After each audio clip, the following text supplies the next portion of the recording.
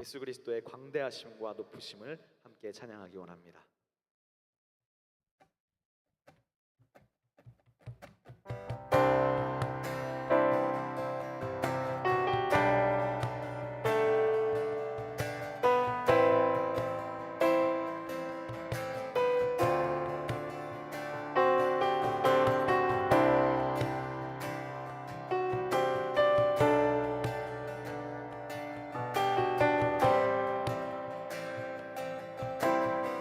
비길 수 없네, 비길 수 없네. 하늘의 별을 놓은 분, 내 앞에 거센 파도 잠잠케 하시는 분, 비길 수 없네. 아침을 밝히시는 분, 이 땅의 소망은 주의 사랑 안에 있네. 주 광대하시네. 영원토록 놀라운 영광의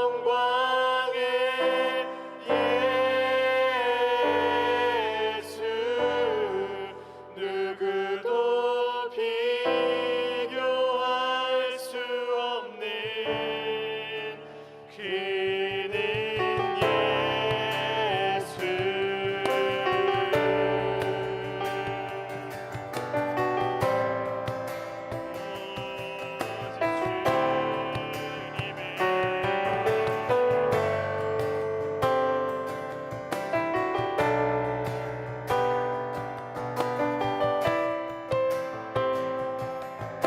고백합니다. 비길 수 없네, 비길 수 없네. 하늘의 별을 놓은 분, 내 앞에 거센 파도 잠잠케 하시는 분, 비길 수 없네.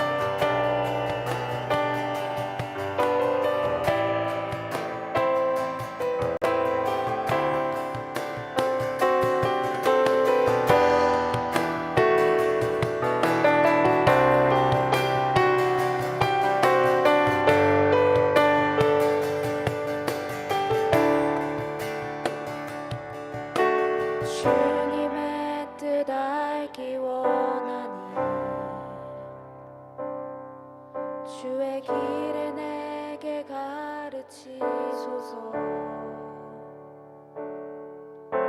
진리로 날 인도하시고 성령으로 나를 가르치소서. 주의 성령은 선하신 분이니 나를 바른 길로 인도하소서. 주의 말씀 앞에 순종하오니 기쁨으로 깨닫게 하소서. 나의 하나님 주의 뜻을 행하도록 가르치소서. 나의 구원자 되시니 내가 평생 주를 바라봅니다.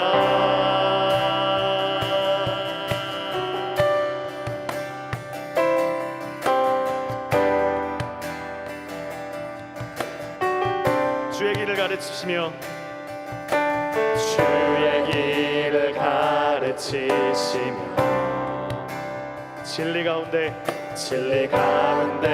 걸어가게 하소서. 한결같은 마음 넣어사 주의 이름 두려워하게 하소서. 주의 성령은 선하신 분이니 나를 바른 길로 인도하소서. 주의 말씀 앞에 순종하오니 기쁨으로 깨닫게 하소서. 나의 하나님 주의 뜻을 행하도록 가르치소서. 나의 구원자 되시니 내가 평생 주를 바라봅니다.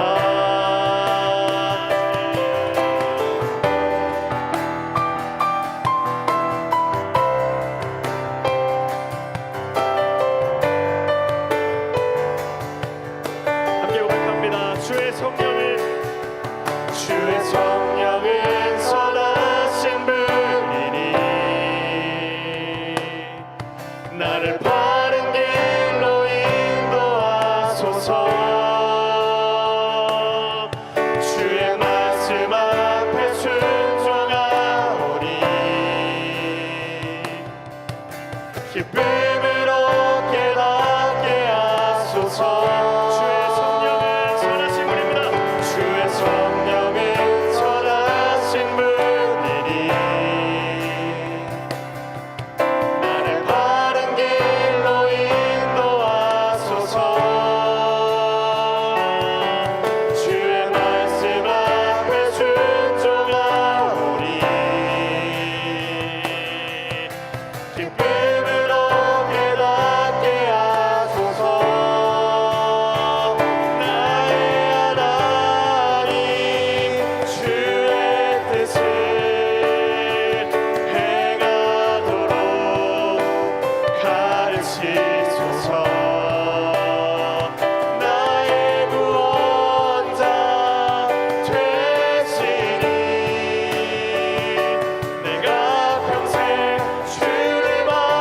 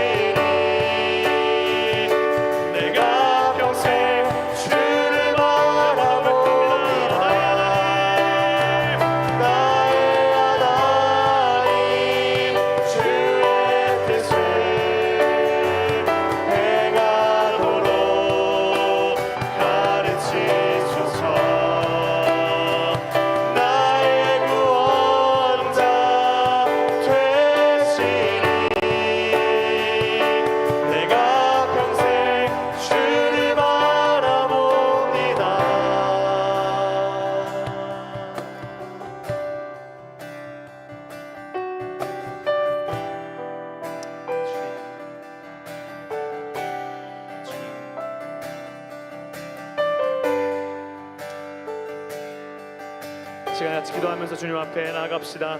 주님, 이 시간 주님의 뜻을 알기를 원합니다.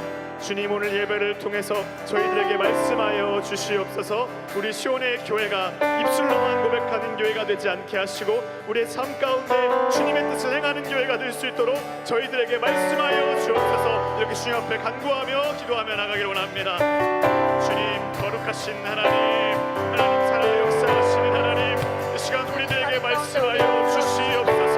하나님, 이 시간 주님 주의 노를 저희들에게 가르쳐 주옵소서. 저희들은 어리석고 우매한 자들입니다. 주여 주님, 주의 영광으로 우리들을 인도하여 주시옵소서. 하나님, 거룩하신 주님의 뜻 가운데로 전론적이 나아가게 하여 주시옵소서. 주님의 거룩하신 뜻 가운데로 나아가게 하여 주시옵소서. 하나님, 주님의 은혜를 갈망합니다. 주님의 은혜를 기대합니다. 주님 역사하여 주시옵소서.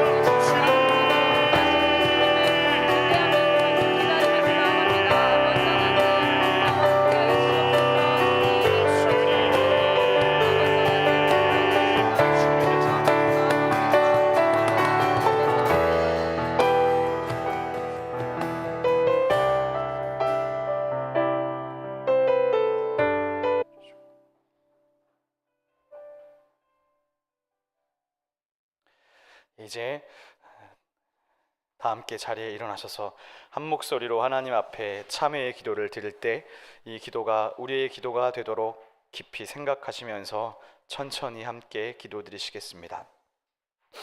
자비의 하나님, 우리에게 베풀어 주신 은혜는 너무나 크고 많습니다.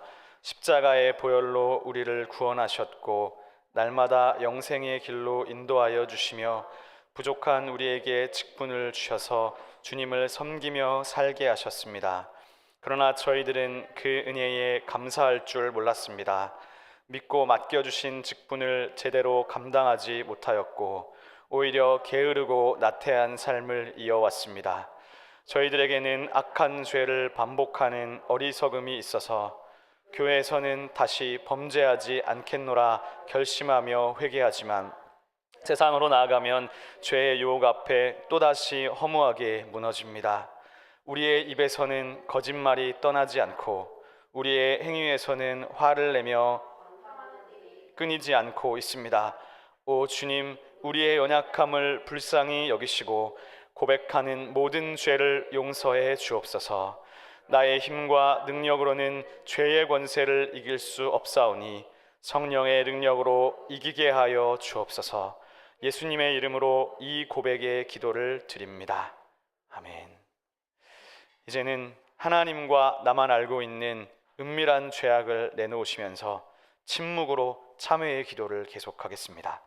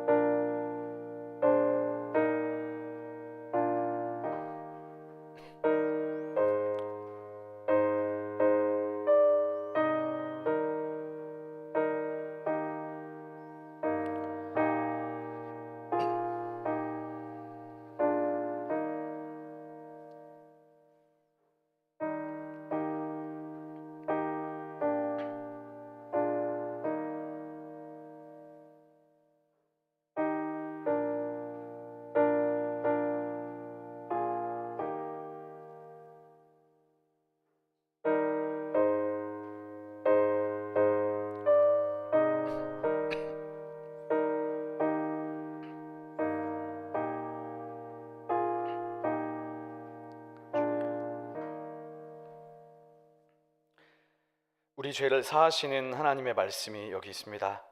주께서는 용서하시는 하나님이시라.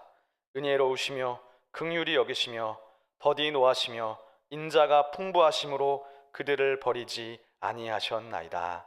아멘. 다 같이 사도신경으로 우리의 신앙을 고백하겠습니다. 나는 전능하신 아버지 하나님 천지의 창조주를 믿습니다. 나는 그의 유일하신 아들 우리 주 예수 그리스도를 믿습니다. 그는 성령으로 잉태되어 동정녀 마리아에게서 나시고 본디오 빌라도에게 고난을 받아 십자가에 못 박혀 죽으시고 장사된 지 사흘 만에 죽은 자 가운데서 다시 살아나셨으며 하늘에 오르시어 전능하신 아버지 하나님 우편에 앉아 계시다가 거기로부터 살아있는 자와 죽은 자를 심판하러 오십니다. 나는 성령을 믿으며 거룩한 공교회와 성도의 교제와 죄를 용서받는 것과 몸의 부활과 영생을 믿습니다. 아멘. 성시교동문 34번 시편 81편 말씀입니다.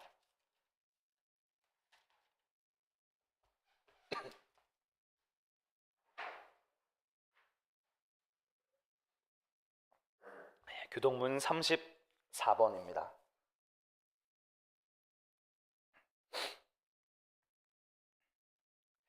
교독하겠습니다. 우리의 능력이 되시는 하나님을 향하여 기쁘게 노래하며 야곱의 하나님을 향하여 즐거이 소리칠지어다.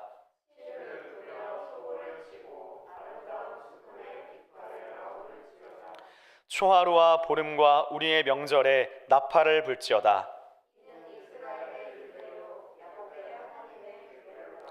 하나님이 애굽 땅을 치러 나아가시던 때에 요셉의 족속 중에 이를 증거로 세우셨도다.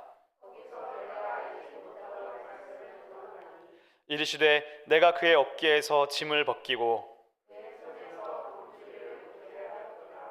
내가 고난 중에 부르짖음에 내가 너를 건졌고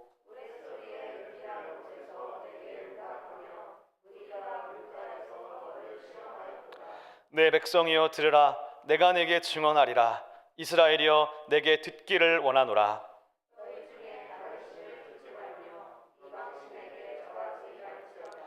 나는 너를 애굽 땅에서 인도하여 낸 여호와 내 하나님이니 내 입을 크게 열라 내가 채우리라 하였으나 내 백성이 내 소리를 듣지 아니하며 이스라엘이 나를 원하지 아니하였도다. 아멘. 자리에 앉으셔서 함께 기도드리시겠습니다.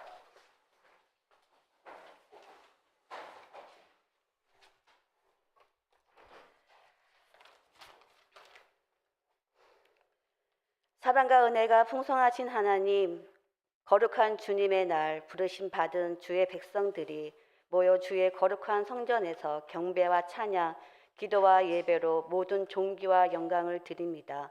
온 세계가 코로나19 팬데믹으로 사망과 질고를 겪고 있습니다.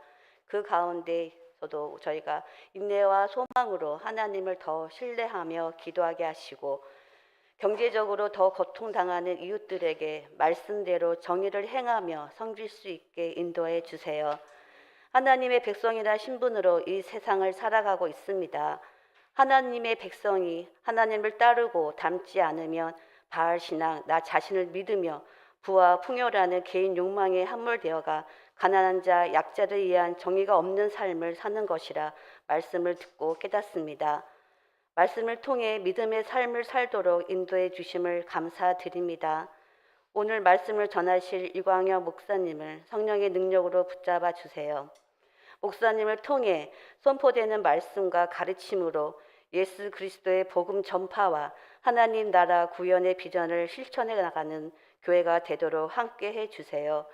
말씀을 듣는 청년들은 세월을 아끼며 악한 세대를 본받지 않고 말씀 따라 하나님을 따라가며 하나님이 주신 비전 소명으로 세상과 구별되어 살아가도록 인도해 주세요. 말씀을 듣는 어른들은 다시 말씀에 서서 근신하여 깨어 기도에 힘쓰고 믿음의 후배들 자녀들에게 믿음의 본이 되는 하나님을 닮아가는 삶이 되어가도록 동행해 주세요. 늘 성령 충만함으로 말씀을 가르쳐 하나님의 사람을 세우는 교회로 굳건히 세워지고 세상 가운데 하나님의 의를 나타내는 믿음의 공동체가 되도록 간구합니다.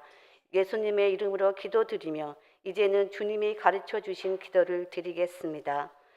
하늘에 계신 우리 아버지, 아버지의 이름을 거룩하게 하시며 아버지의 나라가 오게 하시며 아버지의 뜻이 하늘에서와 같이 땅에서도 이루어지게 하소서.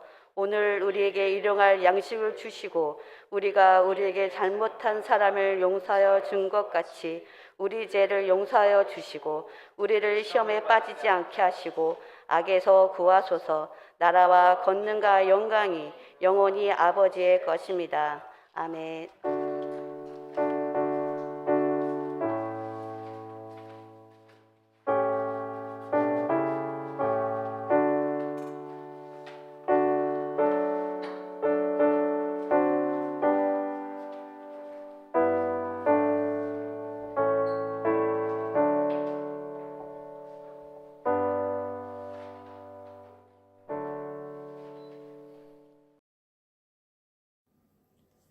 오늘 우리에게 주신 하나님의 말씀은 로마서 1장 1절부터 6절 말씀입니다. 다 찾으신 분은 가능하시면 자리에서 일어나 주십시오. 제가 봉독하겠습니다. 경청하여 주십시오. 오늘 우리에게 주신 하나님의 말씀은 로마서 1장 1절부터 6절 말씀입니다. 다 찾으신 분은 가능하시면 자리에서 일어나 주십시오. 제가 봉독하겠습니다. 경청하여 주십시오. 예수 그리스도의 종 바울은 사도로 부르심을 받아 하나님의 복음을 위하여 택정함을 입었으니 이 복음은 하나님이 선지자들을 통하여 그의 아들에 관하여 성경에 미리 약속하신 것이라. 그의 아들에 관하여 말하면 육신으로는 다윗의 혈통에서 나셨고 성결의 영으로는 죽은 자들 가운데서 부활하사 능력으로 하나님의 아들로 선포되셨으니 곧 우리 주 예수 그리스도시니라. 그로 말미암아 우리가 은혜와 사도의 직분을 받아 그의 이름을 위하여 모든 이방인 중에서 믿어 순종하게 하나니 너희도 그들 중에서 예수 그리스도의 것으로 부르심을 받은 자니라. 아멘. 이것은 하나님의 말씀입니다.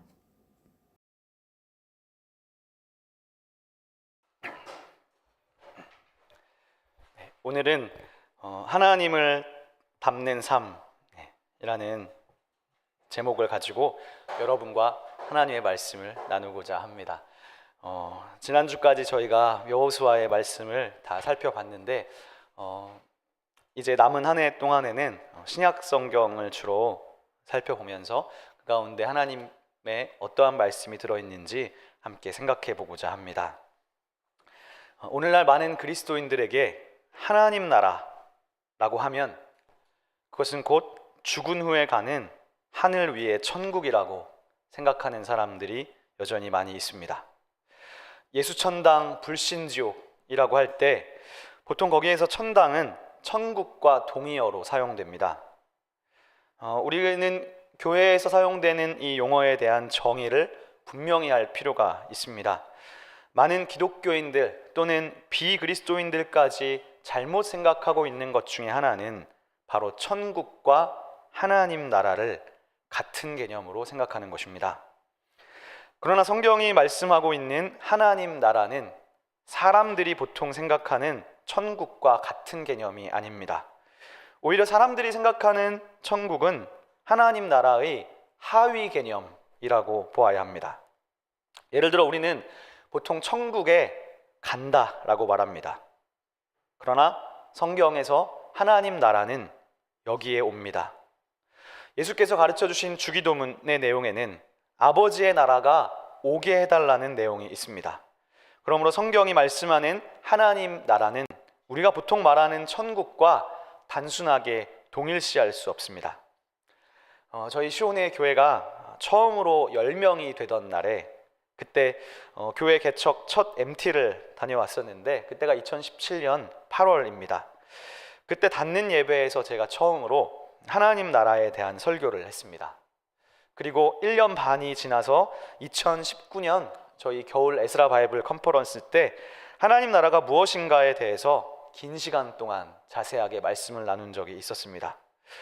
그 두 자리에 계시지 않으셨던 시온의 교회 성도분이라면 아마도 하나님 나라가 정확히 무엇을 가리키는 것인지, 이게 천국하고는 무슨 관계가 있는지 잘 분별이 쉽지 않으실 것입니다. 오늘 하나님 나라에 대한 긴 이야기를 이 짧은 설교에서 다루기는 어렵습니다. 다만 한 가지 분명하게 말씀드릴 수 있는 것은 하나님 나라는 어떤 특정 장소를 가리키는 말이 아니라는 사실입니다. 오히려 하나님 나라를 정의할 때는 공간보다는 누가 다스리는지의 문제가 관건이 됩니다.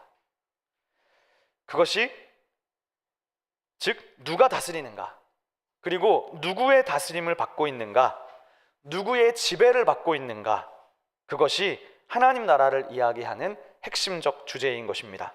그런 의미에서 하나님 나라라는 말은 천국을 포함하고 천국 그 이상을 함의합니다. 그러므로 하나님 나라라는 말은 곧 하나님의 주 되심이라는 말과 동의어입니다. 하나님 나라는 하나님의 주 되심입니다. 신앙생활에서 하나님 나라만큼이나 중요한 또 하나의 가치가 있죠. 그것은 바로 복음입니다. 복음은 무엇일까요? 오늘은 이 복음의 정의를 로마서의 말씀을 통해서 생각해 보고 싶습니다. 오늘 말씀 1절에서 보면 로마서의 저자인 바울은 우리에게 이렇게 말씀합니다. 제가 새 번역으로 가져와 보았는데요. 그리스도 예수의 종인 나 바울은 부르심을 받아 사도가 되었습니다. 나는 하나님의 복음을 전하기 위하여 따로 세우심을 받았습니다. 이 복음은 하나님께서 예언자들을 통하여 성경에 미리 약속하신 것으로 그의 아들을 두고 하신 말씀입니다. 오늘 이 성경에서 복음은 한마디로 예수 그리스도로 정의됩니다. 복음을 그의 아들을 두고 하신 말씀이라고 하지 않습니까? 예수 그리스도가 곧 복음입니다. 그런데 이 예수 그리스도가 복음이라는 말에는 설명이 필요해요. 즉 예수님 자체가 복음이라는 말을 구체적으로 이해하기 위해서는 무엇보다도 예수님의 이야기 혹은 예수님을 내용으로 하는 이야기를 찬찬히 살펴봐야 된다는 것입니다. 예수님을 내용으로 하는 이야기는 그러면 뭘까요? 아마도 지금 제가 이 말을 딱 하는 순간에 여러분 머릿속에 이미 다양한 생각들이 떠오르고 계실 거예요. 각자의 선이해가 있으실 거예요.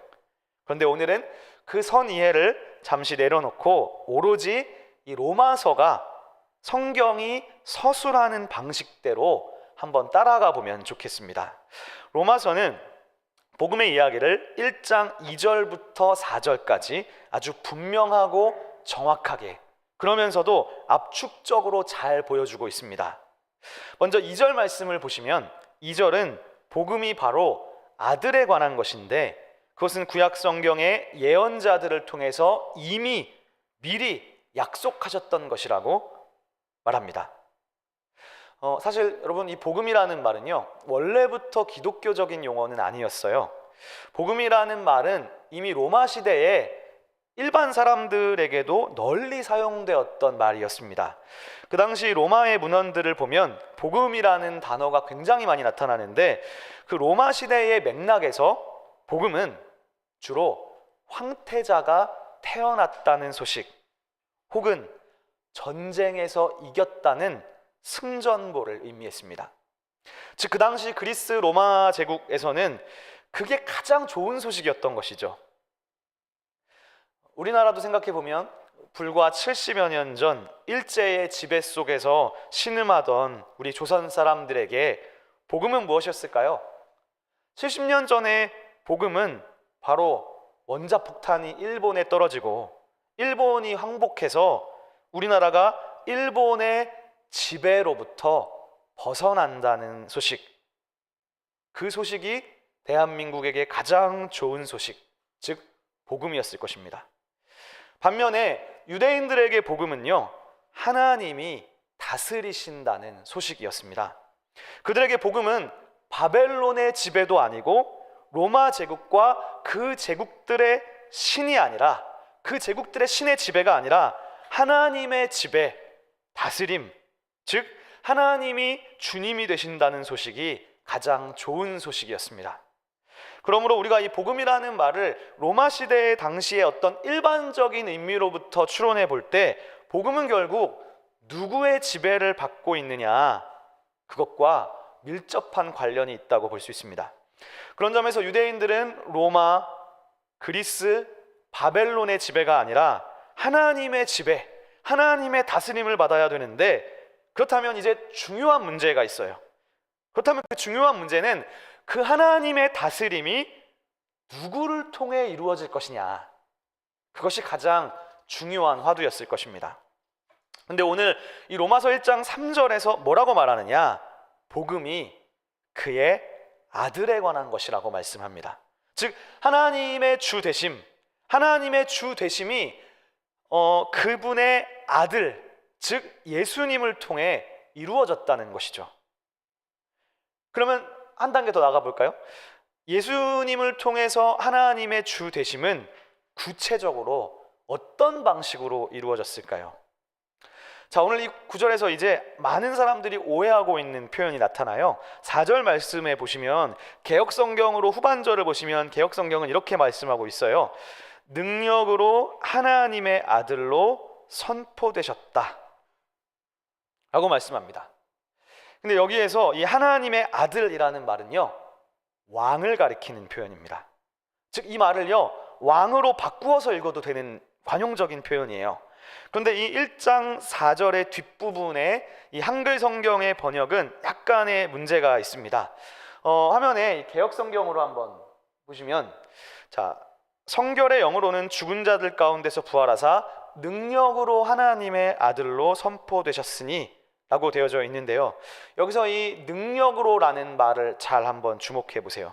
이 문장을 본래 헬라어 원문의 어순을 잘 살려서 이 말을 직역해 보면 이렇게 돼요. 능력을 가진 하나님의 아들. 뉘앙스가 좀 다르죠. 능력으로가 아니라 능력을 가진이라는 의미입니다. 그러니까 통치권을 가진 하나님의 아들이라는 의미가 되는 것이죠.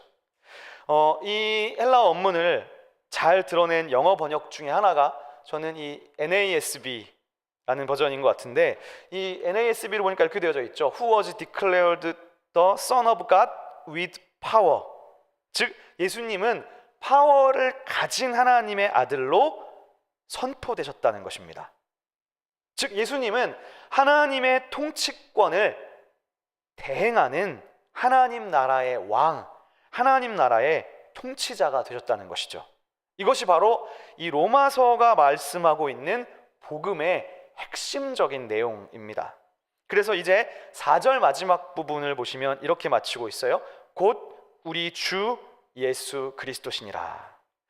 이 4절도 4절의 후반절도 그냥 헬라어의 어순대로 그대로 읽어보면 이렇게 표현할 수 있을 것 같아요. 곧 예수 그리스도 우리의 주시니라. 그러니까 결론이 뭡니까? 예수가 바로 우리의 주님이시다. 예수의 주 되심에 대한 고백입니다. 그러므로 이 로마서 1장 2절부터 4절이 말씀하는 복음은 예수께서 죽은 자 가운데서 다시 살아나셔서 하나님의 통치권을 대행하는 하나님의 아들이 되셨다는 소식입니다. 그것이 복음입니다. 예수님은 바로 십자가와 부활을 통해 우리의 주님이 되신 것입니다. 자, 그렇다면 이제 하나의 주제가 더 남았습니다. 하나님 나라 복음을 이야기했습니다. 남은 것은 믿음이란 무엇인가입니다. 여러분, 기독교가 말하는 믿음은 무엇인가요? 우리가 어렸을 때부터 교회에서 교육받아 왔던 믿음의 내용은 주로 이런 것이었습니다. 예수님이 너를 위해, 너를 대신해서 너의 죗값을 치르기 위해 십자가에 달려 죽으셨어. 이 사실을 믿느냐? 우리는 믿음을 이런 방식으로 교육받아 왔습니다. 여러분, 저에 대해서 잘 아시지만 제가 다시 한번 당부하고 싶은 것은 이 문장은 절대로 틀린 문장이 아닙니다. 잘못되지 않았어요. 저는 이 접근을 거부하는 사람이 아닙니다. 문제는 이 문장으로 가면 반만 알고 있다는 사실입니다. 즉 우리는 반만 가르쳐줬고 배웠고 나머지 반쪽을 가르쳐주지 않았다는 것이 문제입니다. 로마서에는 이런 말씀도 들어있어요. 내가 만일 내 입으로 예수를 주로 시인하며 또 하나님께서 그를 죽은 자 가운데서 살리신 것을 내 마음에 믿으면 구원을 받으리라.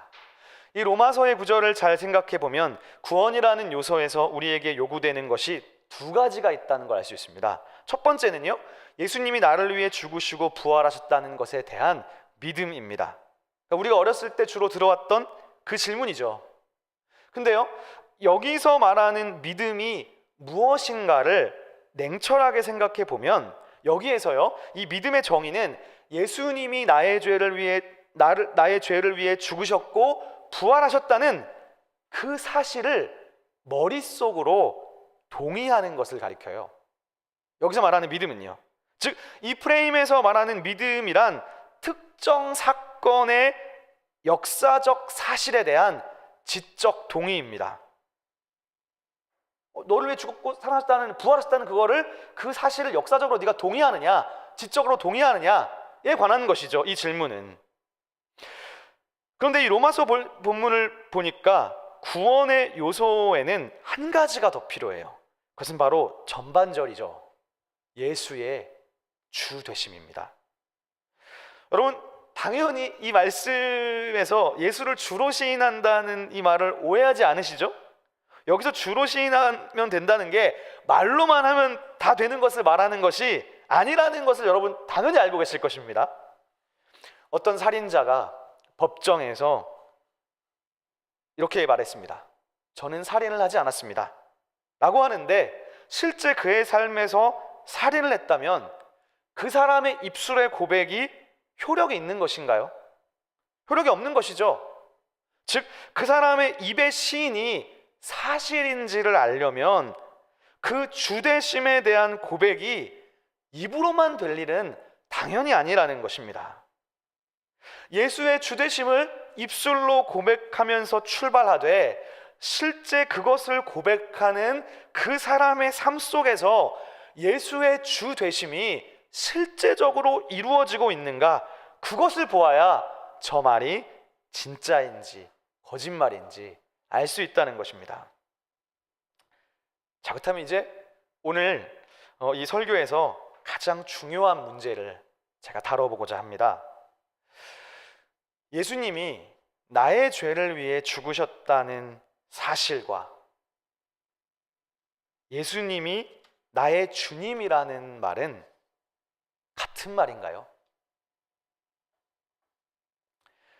예수님이 나를 대신해서 내 죄값을 치르기 위해 죽으셨다는 것과 예수님이 나의 주님이 되시는 것은요, 별개의 문제입니다. 이 둘은 전혀 다른 차원이에요. 여러분, 그냥 상식적으로 생각해 볼 때 한 사람이 다른 사람을 대신해서 죽는다고 해서 그 죽은 사람이 이 사람의 주인이 되는 것은 아니잖아요. 자동적으로 주인이 되는 것은 아니죠. 즉, 예수님의 온 인류를 위한 죽으심과 예수를 주님으로 모시는 것은 완전히 별개의 차원이라는 말입니다. 예수의 대속적 죽음에 대한 사실을 머릿속으로 동의하는 것과 예수가 나의 주님이 되는 것은 다른 차원입니다. 무슨 말이냐? 구원이라는 것은 예수님 사건에 대한 지적 동의로 끝나는 것이 아니라는 말입니다. 근데 많은 기독교인들이 어떻게 신앙생활을 하고 있느냐? 예수님이 날 위해 죽으셨어. 그 사실만 머릿속으로 동의하면 돼. 여기서 끝나는 거예요. 그러니까 그 말을 솔직히 풀어보면 예수가 나를 위해 죽으신 것은 동의하고 믿지만, 머릿속으로 믿지만 예수님을 주님으로 모시고 있지는 않다는 것입니다. 예수께서 죽음에서 부활하셔서 하나님의 아들로 선포되셨습니다. 하나님 나라의 왕이 되셨다는 거예요. 그러면 이제 우리는 그 하나님의 다스림을 받으면서 살아가야 하는데, 그 다스림을 받는 것은 거부하고 있다는 거예요. 실제 삶 속에서는. 그러므로 믿음은 예수의 주 되심입니다. 믿음은 단지 예수님에 관한 사실을 머릿속으로 동의하는 데 그쳐서는 안 됩니다. 또한 예수께서 주님이시라는 사실을 입술로 고백하는 데 그치지 않고 실제로 예수님이 내 삶의 주님이 되시게끔 살아야 합니다. 그것이 그리스도인으로서 실제로 출발하는 것입니다. 그리고 이걸 다른 말로 영접이라고 하죠. 그리고 이것이 곧 하나님과의 언약 관계 안으로 들어가는 것입니다. 자, 그렇다면 이제 한 가지를 더 생각해 보고자 합니다. 복음이 예수의 주 되심이라면, 다른 말로 예수님의 다스림을 받기로 결정하는 것이라면, 여러분, 이 세상에서 예수님의 지배를 받지 않는 사람은 그러면 누구의 지배를 받고 있는 것일까요? 많은 사람들이 이렇게 이야기하죠. 나는 아무도 안 믿는다. 나는 나 자신을 믿는다. 자기 자신을 믿는다고, 혹은 아무것도 안 믿는다고 말하는 사람들은, 그렇다면 여러분, 그들은 다 자기가 자기 삶의 주인이 되어서 살아가고 있는 존재들일까요? 그들을 지배하고 있는 것이 과연 없을까요? 우리가 예수님의 지배를 받기 전에 과연 우리는 누구 혹은 무엇의 지배를 받고 있었을까요? 만약에 하나님이 우리를 구원하셨다면 하나님은 도대체 우리를 무엇으로부터 구원하셔서 우리의 왕이 되신 것일까요? 구원이라는 말 속에는 그 사람이 지금 어떤 위험에 빠져 있었다는 것을 전제로 하는 말이에요. 물에 빠진 사람을 구원한다고 했을 때 그 사람을 그 물로부터 구원하는 것이죠. 즉 하나님이 우리를 구원했다는 말을 뒤집어 생각해 보면 그것은 곧 하나님이 우리를 다른 무언가의 지배로부터 되찾아왔다는 말이 됩니다. 그래서 신약 성경, 특히 로마서는 이것에 관해서 너무나 중요한 사실을 우리에게 가르쳐 주고 있어요. 그것이 바로 사탄의 존재입니다. 여러분, 영화 중에서 이 엑소시즘에 관한 영화를 한 번쯤은 보신 적이 있으셨을 거예요. 저 어렸을 때 오멘 같은 거 보면서 엄청 무서웠었는데 최근에 본 관련 주제의 영화, 제가 봤던 영화 중에서 검은 사제들, 제목이 맞나요? 예, 라는 영화, 잘생긴 강동원이 나온다고 해서 봤다가 너무 무서워서 죽을 뻔했던 영화. 그 영화에도 이 엑소시즘이라는 주제가 나오죠. 저는 그런 영화가 기독교 세계관에 끼치는 악 영향이 있다고 보는데, 안 좋은 부정적인 영향이 있다고 보는데, 그런 영화들을 보다 보면 귀신과 사탄을, 그런 영화들은 신화적인 것으로 만들어버리기 때문입니다. 엑소시즘 영화에서 귀신을 보면 우리는요, 이 귀신을 단순히 영적인 존재로만 생각하고 비과학적인 것으로만 치부해버립니다. 왜 그런가요? 우리의 현실 속에서 우리는 귀신 들린 사람들을 자주 접하지 않기 때문이에요. 그러니까 귀신 들린 사람은 우리가 살아가는 일상 속에는 없고 어디 영화에나 있거나 아니면 무슨 기도원 같은데 그런 데만 가야지 있다고 생각해서 우리의 일상과 상관없는 신화적인 것으로 치부하게 된다는 거예요. 그런 것들을 자꾸 끌려가다 보면 저는 이것이 엑소시즘과 귀신 영화가 주는 가장 큰 문제라고 생각해요. 그러나 로마서 말씀이 우리에게 가르쳐주는 중요한 사탄의 존재에 관한 사실이 있습니다. 성경은 사탄이 현실 세계를 넘어서 초월 세계, 영적인 세계에만 존재한다고 보는 것이 아니라 우리가 살아가고 있는 이 현실의 심층에서, 즉 현실 속 깊은 곳에 숨어서 이 세상을 지배하고 있는 존재임을 드러내고 있는 것입니다. 이것이 로마서가 우리에게 공언해 준 위대한 진리입니다. 다시 말해서 사탄은 신화적인 세계에만 존재하는 것이 아니라 매우 현실적인 존재입니다. 특히 성경은 사탄을 공중의 권세 잡은 자라고 표현합니다. 다른 말로 하면 이 세상을 지배하고 이 세상의 통치권을 잡고 있는 존재라는 것입니다. 근데 이 엑소시즘 영화처럼 어떤 막 그렇게 혐오스러운 외관을 하고 우리 딱 봤을 때 뭔가 귀신 같은 그런 외적인 그런 게 있잖아요. 소름 끼치게 하는 그런 어떤 외적으로 지배하는 것이 아니라 성경이 말하는 사탄은 오히려 이 현실의 깊숙한 곳에 오히려 비신화화되어서 이 세상에 내재하고 있는 것입니다. 사탄 마귀는 결코 영화에서처럼 혐오스러운 외관을 한 신화적인 모습으로만 존재하지 않습니다. 사탄은 절대 사탄의 복장으로 나타나지 않습니다. 오히려 로마서에서 사탄은 죄, 사망, 육체 이런 말들로 다양하게 표현되고 현실의 깊숙한 곳에 숨어서 특히 돈의 지배, 권력의 지배로 나타나고 있습니다. 그러므로 사랑하는 시온의 성도 여러분, 우리가 하나님의 지배를 받는 것, 예수의 주 되심을 이룬다는 것은 곧 하나님이 아닌 다른 신이 나의 주가 되는 것을 거부하는 것입니다. 구약 성경은 그것을 파라오의 지배로부터 하나님이 구원하시는 것으로 표현되고, 가나안 땅에서는 바알의 지배와 하나님의 주 되심 간의 갈등으로 묘사합니다. 성경은 또한 하나님과 재물 또는 하나님과 권력 또는 그 무엇이든 하나님과 그것을 동시에 섬길 수 없음을 강력하게 역설합니다. 또한 로마서는 사탄의 세력을 죄의 세력으로 표현하기도 합니다. 즉, 우리가 죄에 이끌리는 것은, 죄의 지배를 받는다는 것은 곧 사탄의 지배를 받고 있다는 뜻이기도 합니다. 죄는 언제 이 세상에 들어오기 시작했을까요? 로마서는 이렇게 말씀하고 있어요. 그러므로 한 사람으로 말미암아 죄가 세상에 들어오고 죄로 말미암아 사망이 들어왔나니 이와 같이 모든 사람이 죄를 지었으므로 사망이 모든 사람에게 이르느니라. 로마서가 말씀하는 죄의 지배는 아담으로부터 시작되었음을 이야기합니다. 그 말은 무엇입니까? 아담이 하나님의 주 되심을 거부하는 순간에 죄가 세상에 들어왔다는 거예요.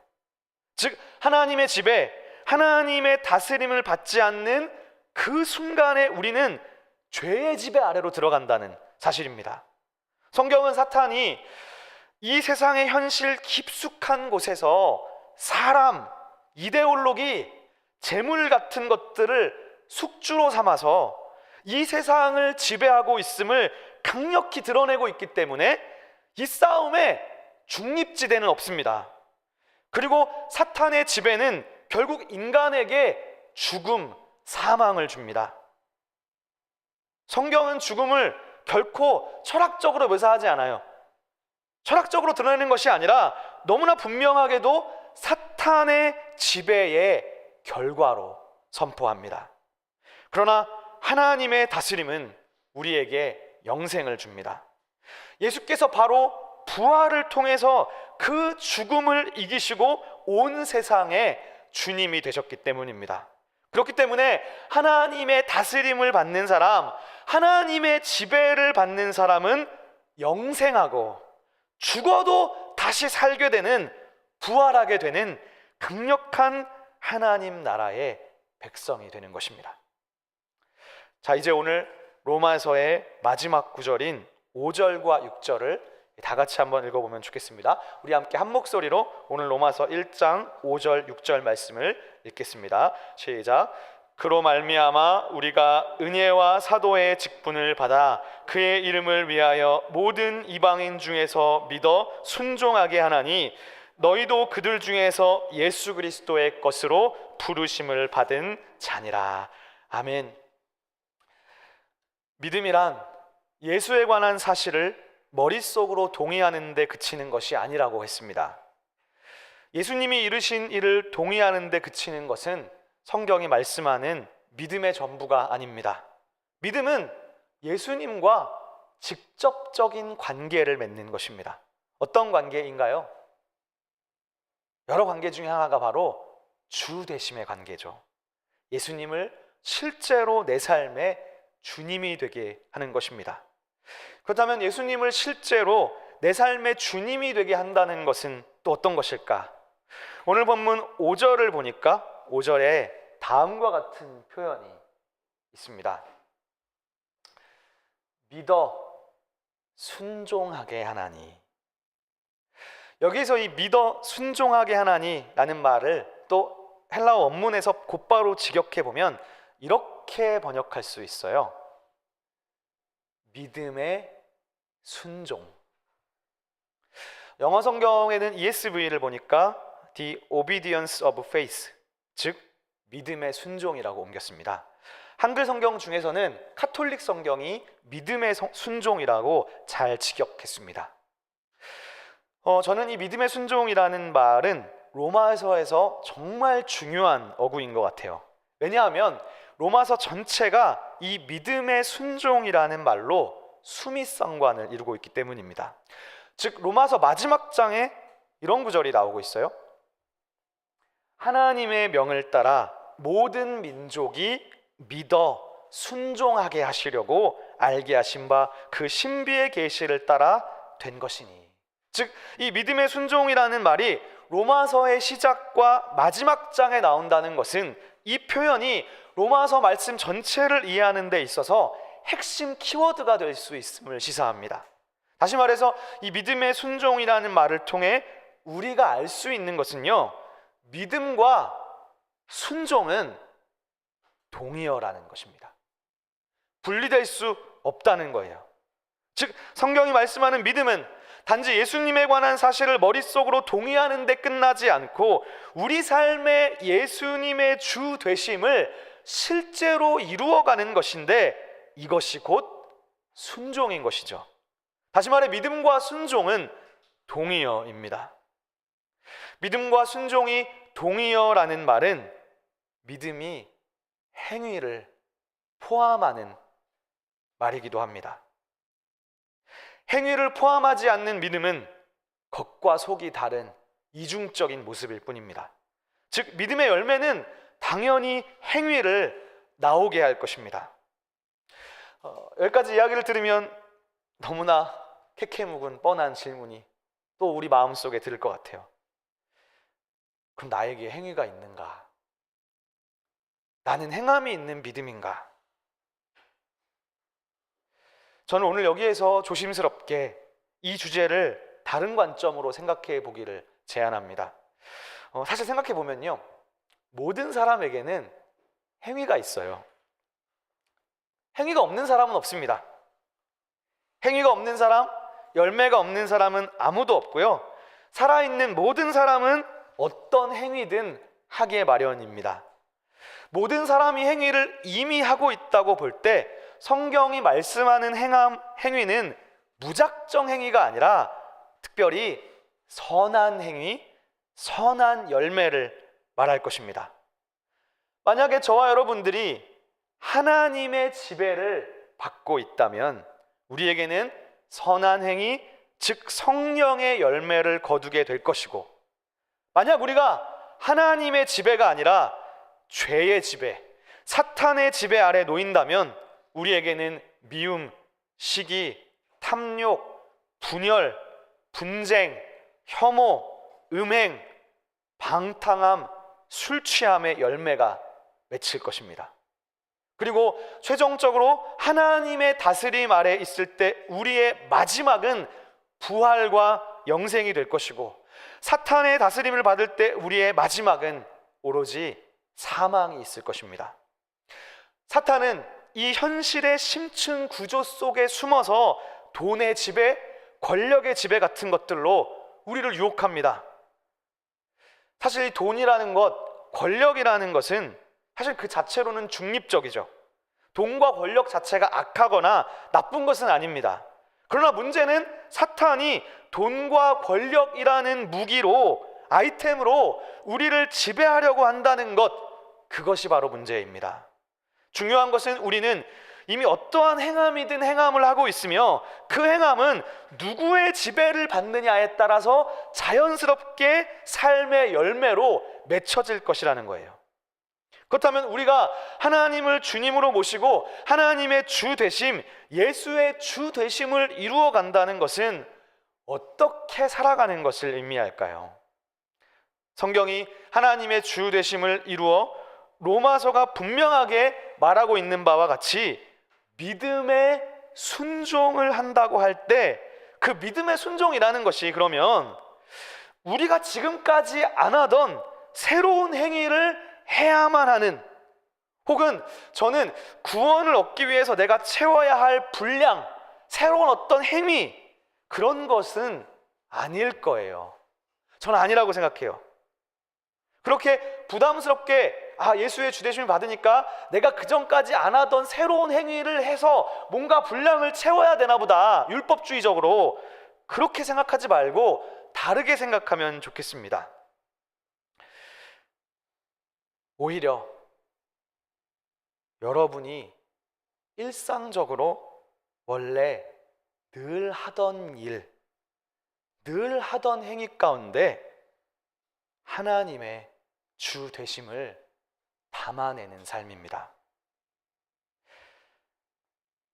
무언가 새로운 것을 하는 것이 아니라 여러분들이 일상적으로 한 주 동안 행하던 무수히 많은 일들 속에 하나님의 주 되심을 하나씩 하나씩 담아내는 것입니다.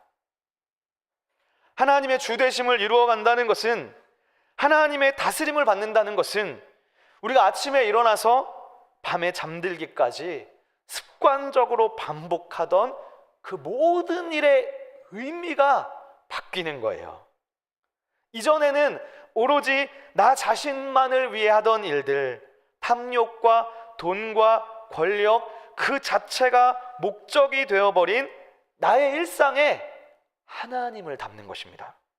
하나님이라는 의미를 부여하는 것입니다. 다른 말로 나의 작은 일상 속에 하나님의 영광을 드러내는 삶입니다. 근데 그것도 또한 무슨 대단한 행위를 하는 것이 아닙니다.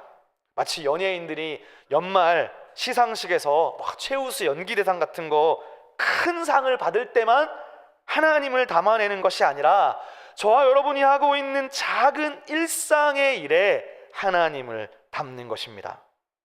즉 여러분의 삶에 지극히 세속적인 영역들을 거룩의 영역으로 바꾸어가는 것입니다. 누군가를 만날 때, 어떤 일을 시작할 때, 혹은 수학 문제를 풀 때, 수학 문제를 푸는 사람이 있을지는 모르겠습니다만, 또는 파워포인트를 만들 때, 음악을 만들 때, 주차할 때, 아이를 학원에 데려다 줄 때, 그 모든 일상의 삶에 하나씩 하나씩 하나님을 담아내는 것입니다. 그리고 저는 하나님을 담아내는 가장 쉬운 길이 기도라고 생각합니다.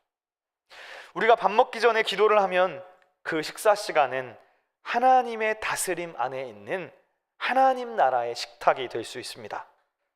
여러분이 하루를 시작하며 기도로 시작하는 것은 하나님의 다스림 안에 있는 것입니다. 여러분이 어떤 일을 끝마칠 때 하나님을 기억하고 하나님께 영광을 돌린다면 그것은 하나님을 담아내는 거룩한 일이 됩니다. 사랑하는 시온의 성도 여러분, 여러분들은 예수 그리스도의 것으로 부르심을 받은 거룩한 사람들입니다. 이 세상이 죄와 질병과 죽음으로 우리를 절망케 한다 할지라도 그래도 여러분들은 다 이미 하나님의 자녀들이 되었습니다.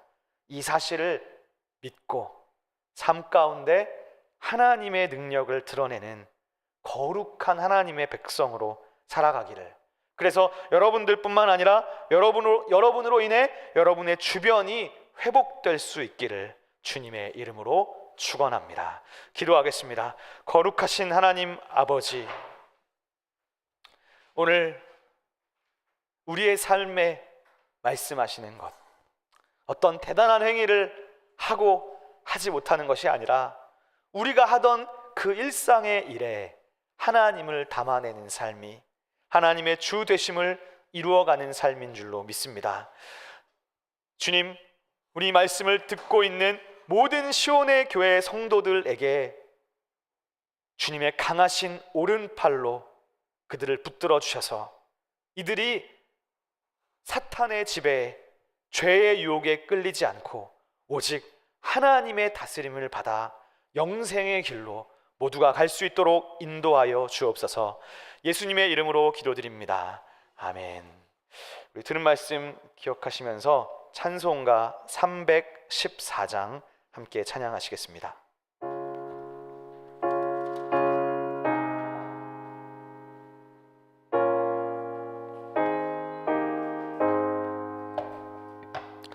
내 구주 예수를 더욱 사랑, 엎드려 비는 말 들으소.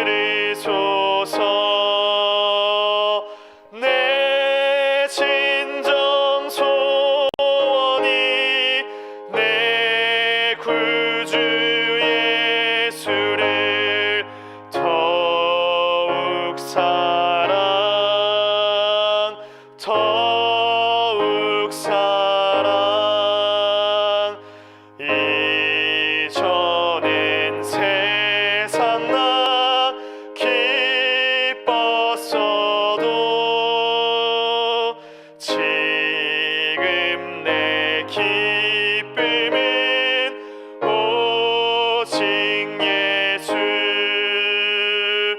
다만 내 비는 말 내 구주 예수를 더욱 사랑 더욱 사랑 이 세상 떠날 때 찬양하고 숨질 때 하는 말 이것일세 다만 내 비는 말 내 구주 예수를 더욱 사랑 더욱 한 번 더 고백합니다. 내 진정 소원이 내 진정 소원이 내 구주 예수를 더욱 사랑 더욱 사랑 아멘. 우리 들은 말씀 기억하면서 같이 함께 기도드리시면 좋겠습니다. 예. 하나님 나라 예수 그리스도의 복음은 이 세상을 지배하고 있는 이 세상 현실 심층 깊숙한 곳으로부터 지배하고 있는 사탄의 지배로부터 우리를 구원하셔서 하나님의 자녀 삼아 주시고 하나님 나라의 왕이 되신 그 예수님을 우리의 삶의 주인으로 모시는 것입니다. 우리가 예수 그리스도의 지배를 받고 그분의 다스림을 받을 때 우리의 삶의 열매는 죽음으로부터의 부활, 영생이 있을 것입니다. 또한 이 땅을 살아가면서 하나님이 주시는 참된 은혜를 누리며 살아갈 수 있을 것입니다. 그 사실을 기억하면서 우리 다음 한 주간에 여러분의 일상을 놓고 주님께 기도드리십시다. 다음 한 주간의 작은 일상 속에서 무언가 대단한 행위를 하는 것이 아니라 우리가 하고 있는 이 이미 일상의 삶 가운데 하나님을 조금 더 담아낼 수 있도록 하나님 저희와 함께하여 주십시오. 주님 그렇게 살아가겠습니다. 이렇게 주님 앞에 고백하고 결단하며 같이 기도하며 나아가면 좋겠습니다. 기도드리시겠습니다. 거룩하시고 은혜로우신 하나님 아버지, 오늘 이 시간 우리의 삶의 주님이 되신 그 하나님을 찬양합니다. 하나님 나라의 통치권을 가지신 예수 그리스도 당신이 우리의 주님이신 줄로 믿습니다. 이 세상이 악한 마귀의 지배를 받고 있다 할지라도 하나님 우리는 우리의 주님은 오직 예수 그리스도 한 분이심을 주님 고백합니다. 하나님 우리를 통해서 이 세상이 더욱 하나님의 다스림이 확장될 수 있도록 인도하여 주시옵소서. 하나님 우리의 살아가는 일상을 통해서 하나님 나라의 영역이 더 확장될 수 있도록 인도하여 주시옵소서. 악한 사탄 마귀의 계계를 끊으시고 그 죽음으로부터 부활하신 그 예수 그리스도 하나님, 그 주님을 우리가 기다리며 이 삶 가운데 주님의 주되심을 이루며 살아가기를 원합니다.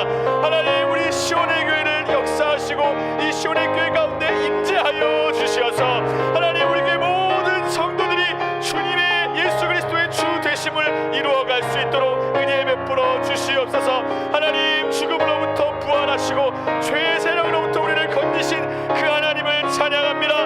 우리 일상 가운데 그 하나님이 찬양되게 하여 주시고 하나님 그 주님의 이름이 높임 받으시고 주님의 십자가의 능력이 드러날 수 있도록 인도하여 주시옵소서. 주님의 은혜를 찬양합니다. 거룩하신 하나님, 하나님의 은혜를 찬양합니다.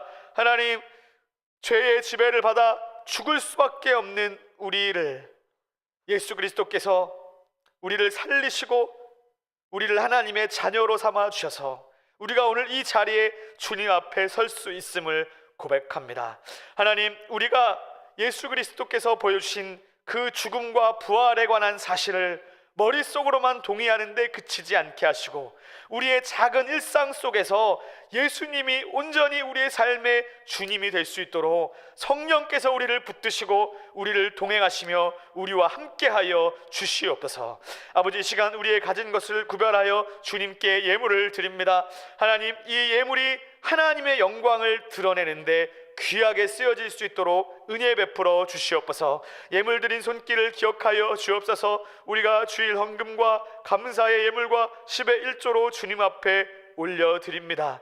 하나님, 예물 드린 손길 기억하사 저들의 삶 가운데 하나님의 주 되심이 더욱 이루어지게 하시고 일상 속에서 죄와 권력과 사탄 마귀의 이끌림에 끌려가지 않게 하시고 오직 하나님의 붙드심을 받아서 저들의 삶에 더욱더 하나님의 충만하신 은혜와 기쁨과 희락과 은혜가 풍성히 넘쳐날 수 있도록 인도하여 주시옵소서. 아버지, 또한 우리 시온의 교회 성도들을 위해서 기도드립니다. 하나님, 미래에 대한 불안과 걱정으로 염려하고 있는 사람들이 있습니다. 취직의 문제 때문에, 인간 관계의 문제 때문에, 결혼의 문제로, 자녀의 문제로, 가정의 문제로, 직장에서의 문제로 걱정하고 기도하고 있는 사람들이 있습니다. 하나님, 그 모든 기도의 제목들, 이 시온의 신음소리를 주님 다 듣고 계시오니 하나님 한 사람 한 사람에게 귀 기울여 응답하시고 저들이 바라는 모든 소원의 항구로 인도하여 주시사 우리 시온의 교회 모든 성도들에게 하나님의 기도의 응답의 열매들이 충만하게 이루어질 수 있도록 인도하여 주시옵소서. 또한 우리도 기도하는 그 순간순간 낙심하거나 낙담하지 않게 하시고 하나님의 살아계심을 믿고 믿음으로 기도하며 일상을 살아낼 수 있도록 인도하여 주시옵소서. 감사드리며 예수 그리스도의 이름으로 기도드리옵나이다. 아멘. 감사합니다. 우리 자리에 앉으시겠습니다. 예, 우리 주보 뒤에 나와 있는 우리 광고 함께 보시겠습니다. 네, 오늘 시온의 교회에 오신 여러분들을 환영합니다. 혹시 원하시는 분은 예배 후에 저와 잠깐 교제하실 수 있습니다. 오늘도 저희들이 변함없이 온라인 예배를 중심으로 예배를 드렸습니다. 기사를 보신 분들이 있으실지 모르겠지만 엊그제 이 정부에서의 지침이 조금 더 완화되었습니다. 그래서 30%만 모이는 그 규정이 없어졌어요. 그래서 저희가 다음 주에는 아직 결정된 것은 아니고 주중에 운영위원회에서 함께 고민한 뒤에 다음 주에 예배를 어떻게 드릴지에 대해서 말씀드리도록 하겠습니다. 전체 문자와 카카오톡의 메시지를 통해서 공지해 드릴 테니까요. 다음 주 예배는 기억해 주시면 감사하겠습니다. 오늘 예배 후에 목장 모임은 온라인 줌으로 모이도록 하겠습니다. 그리고 저희 지난주에 이어서 설립 감사 2주년 나눔 저희가 하기로 했습니다. 설립 2주년 감사를 기념해서 이웃을 섬기면서 내부와 교회 내부와 외부를 섬기기로 했는데 외부에는 성남에 위치하고 있는 안나의 집 그리고 아프리카 부룬디의 이 두 군데에 저희가 교회 재정을 플로잉하기로 했는데요. 특별히 재정은 이미 정해서 보내는 것이고요. 물품을 지원을 받고 있습니다. 근데 이것은요 다음 주일까지만 받습니다. 그래서 다음 주일에 혹시 교회에 오게 된다면 다음 주일까지 집에 있는 모든 물품들을 혹시 원하시는 것이 있으면 지원해 주시고 그 다음 주 중에 발송할 예정입니다. 특별히 마스크가 필요한데 노숙인들에게 지원할 예정이에요. 그래서 혹시 뭐 있으시면 지원해 주시면 좋겠고요. 벌써 교회에서 2분이 지난주에 지원할 거를 말씀해 주셨습니다. 그리고 아프리카 부룬디에는 뭐 키보드, 마우스, 뭐 중고 노트북, 옷, 신발, 영어 도서, 새 학용품, 빔 프로젝터 같은 것들을 받고 있으니까요. 혹시 마음에 원하시는 것이 있으면 보내주시고요. 저도 지난주에 집에 가서 옷장 정리를 해가지고 옷이 엄청 많이 나오더라고요. 근데 뭐 제대로 한 번밖에 안 입은 옷 이런 것들 있잖아요. 그런 것들이 많이 있더라고요. 그래서 그런 뭐 안 좋은 옷 말고 좋은 옷들로 보내주시고, 특별히 제가 카카오 전체 방에도 한번 말씀드린 적이 있었는데 겨울 옷도 받는다고 합니다. 거기 부룬디가 해발 1700m여서 엄청 추운 곳도 있대요. 그래서 겨울 옷도 받으니까 안 입는 옷 같은 것들 있으면 다음 주일까지 보내주시면 감사하겠습니다. 네, 에스라 바이블 스터디 온라인으로 현재 진행되고 있고요. 벌써 7주 차입니다. 그래서 이제 3주 남았습니다. 잘 마무리할 수 있도록 기도해 주시면 감사하겠습니다. 목자 모임은 금요일 변함없이 돌아오는 주는 오후 1시 30분 말고 아마 이번 주도 조금 늦춰야 될 것 같은데 목자방에서 따로 공지하도록 하겠습니다. 새가족 교육은 온라인 예배 기간 동안 휴강하고요. 그리고 오늘 제가 한 가지 광고를 더 넣었는데 함께 저희 기도하면 좋을 것 같습니다. 우리 시온의 교회 이정은 성도님의 따님이시죠. 이남경 자매가 이제 대학 수학능력 시험 고3이어가지고 이제 시험을 앞두고 있는데 저희가 뭐 수능 특별 기도회 같은 것을 하지는 않지만 그래도 남은 한 달 동안에 여러분 기도하실 때 함께 잘 기도해 주셔서 시험 잘 치를 수 있도록 지혜를 더해 달라고 함께 우리 이남경 우리 자매를 위해서 학생을 위해서 함께 이름을 기억해 주시고 기도해 주시면 감사하겠습니다. 네, 그러면 우리 좌우 앞뒤 바라보시면서 또 우리 채팅창에서도 한번 인사해 주시겠습니다. 함께 예배함이 기쁨입니다. 이렇게 인사할까요? 예, 함께 예배함이 기쁨입니다. 함께 예배함이 기쁨입니다. 네, 아멘. 예, 그러면 또 다른 광고 없으시면 이제 다 함께 자리에 일어나셔서 보냄의 말씀 함께 봉독한 후에 결단의 찬송 543장 찬송함으로 모든 예배를 마치겠습니다. 사랑하는 교우 여러분, 복음의 말씀을 들었으니 평안히 돌아가십시오. 이 세상의 풍조를 따라가지 않고 오직 성령의 인도를 따라가십시오. 하나님이 도우실 것입니다.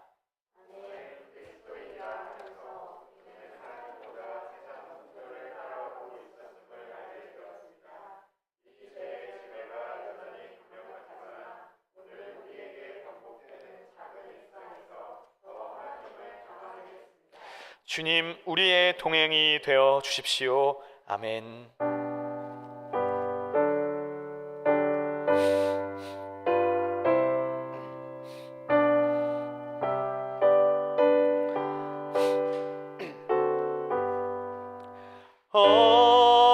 어려운 일 당할 때 나의 믿음 적으나 의지하는 내 주를 더욱 의지합니다. 세월 지나갈수록 의지할 것뿐일세. 무슨 일을 당해도 예수 의지합니다. 성령께서 내 마음 밝히 비춰주시니 인도하심 따라서 주만 의지합니다. 세월 지나갈수록 의지할 것뿐일세. 무슨 일을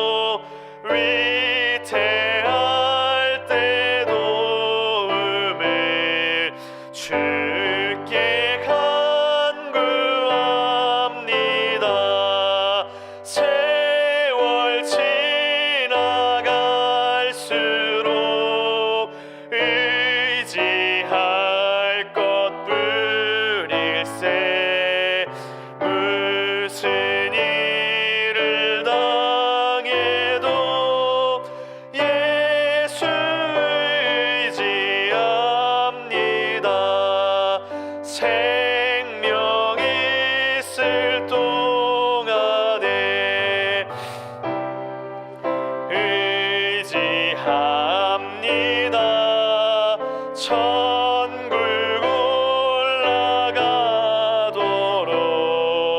의지할 것뿐일세. 세월 지나갈수록 의지할 것뿐일세. 무슨 일을 당해도 예수 의지합니다.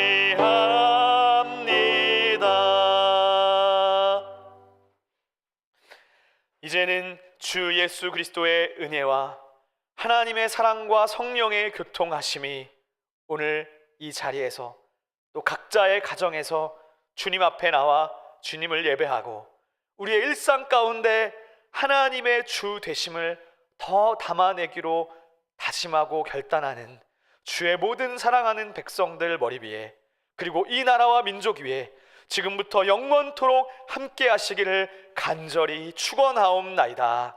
아멘.